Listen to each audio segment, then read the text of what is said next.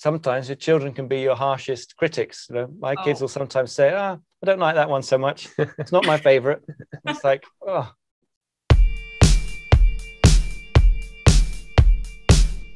Higher Power is such an amazing song. It's actually given me so much hope during this time. So what does higher power mean to you guys? I'm so pleased to hear you say that. I'm so pleased that it's been useful in this time.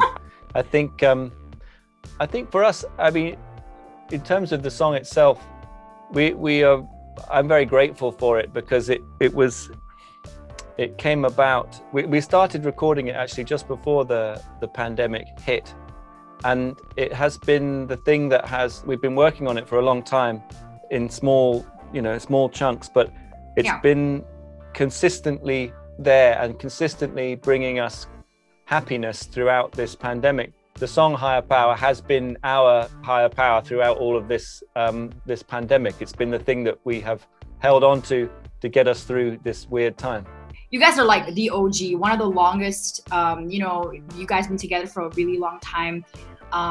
So many fans all over the world. What's the most amazing thing a fan has ever done for you? Gosh, that's a hard question. But just to go back, I know we're getting old now, but I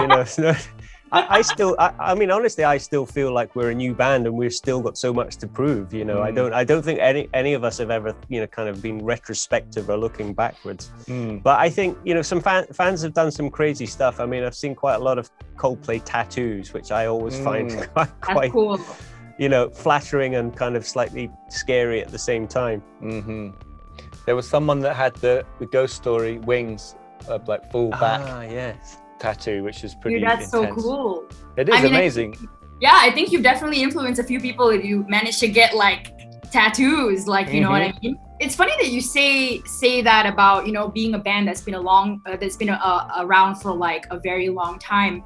According to the internet, actually, if you include every band in the entire planet, the average lifespan of a band is 6 weeks. Whoa. You guys have been around, like, I'm pretty sure my kids would listen to you guys. And I haven't had kids yet. So future kids. Not yet. But can you share the secret behind the longevity of Coldplay? Well, I think, first of all, I think we're driven from a place of passion for music. For us, it's not about selling however many albums or getting to whatever chart position. That's never really been about what it's about for us. It's always just been about kind of driving ourselves forward and trying to learn and try to create music as best we can. But also we have a very strong friendship, and it was a friendship which actually started before we even formed the band, which I think plays a crucial kind of part in our journey, because we decided that we liked each other very early on. I think that early friendship, coupled with all of our kind of individual kind of passion for music, is probably what we thrive upon. Awesome. Well, I can certainly sleep very soundly tonight knowing that. Thank you.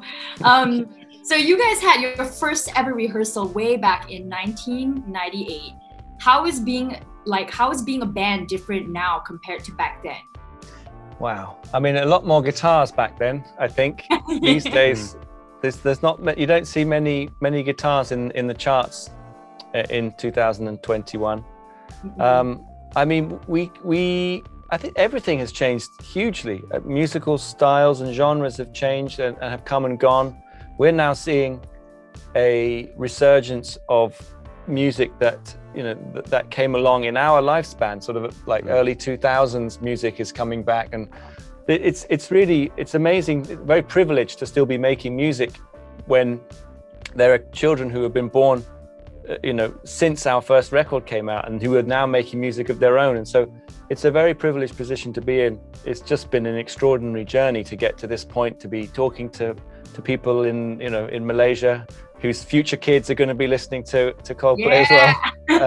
It's all pretty crazy. So I think it has changed a great deal, but we try and change with it. I think we love what we do, and we really want to to be able to make music together for as long as we can, and to be able to have the opportunity to come and play in all over the world is really such a privilege. So we're very determined to keep it working, whatever it takes. Nice. Well, I've been dying to ask you guys this question. Has becoming a parent, has becoming a dad influenced your music in any way? It's a good question. Of course, you know, having children is huge, and it changes your life completely in so many amazing ways. And we're very lucky now, because, you know, when we do go on tour, our children tend to come along with us. So I think, I don't know if there's anything I can say which is, you know, you could directly attribute the fact that we're all parents now, you know, to our music. But for sure, it just completely changes your life. I find that I have access to more music now. Now my children are listening to music of their own. You know, my kids will say, "Oh, have you heard this? Have you heard that?" And I'm like, "No, where? Of course I haven't. I'm a 45-year-old. I'm a 45-year-old man."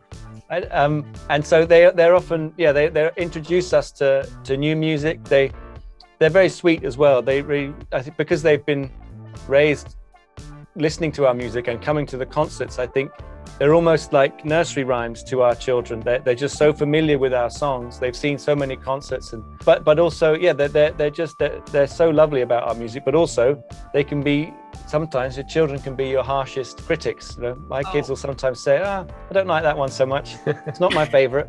It's like, oh. You guys have a great day and take care. Stay safe. Bye. Likewise. Bye. Thank you, Dan. Fly FM.